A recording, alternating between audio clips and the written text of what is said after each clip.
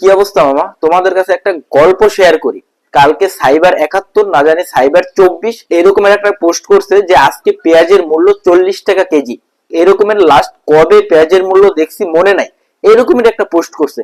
সেইখানে একজন আপু আয়শা, দিনদার আপু আয়শা কমেন্ট করছে যে পোস্ট করেন কি ডেট এক্সপায়ার মাল খাইয়া, মানে এইসব কিছু কমেন্ট করছে।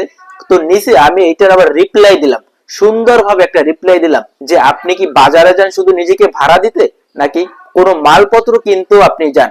সেখানে তো আমাকে আইসা অনেকে রিয়াক্ট দিতেছে, লাভ রিয়াক্ট, হাহা রিয়াক্ট। যাক, ভালো কথা। কিন্তু এইটা থেকে আপনাদের একটা কথাই বলতেছে, আপনাদের আশেপাশে এরকমের বহুত মানুষ আছে যারা স্বৈরাচারের দোষর। ওরা চায় না কখনো যে বাংলাদেশ ভালো থাকুক, বাংলাদেশের মালপত্রের দাম কমুক, বাংলাদেশ একটা ভালো পরিস্থিতির মধ্যে দিয়ে যাক। এইটা ওরা কখনো চায় না। এই যে দিনদার একটা আপু আয়সা কমেন্ট করলো, এই আপু কিন্তু জানে না যে আসলে বাজারের কি অবস্থা, বাজারের দাম কি আসলে কমছে না বাড়ছে। ও দেখছে যে দেশের ভালো কিছু একটা হয়েছে, ও আয়সা উস্কানি মূলক একটা কমেন্ট করছে।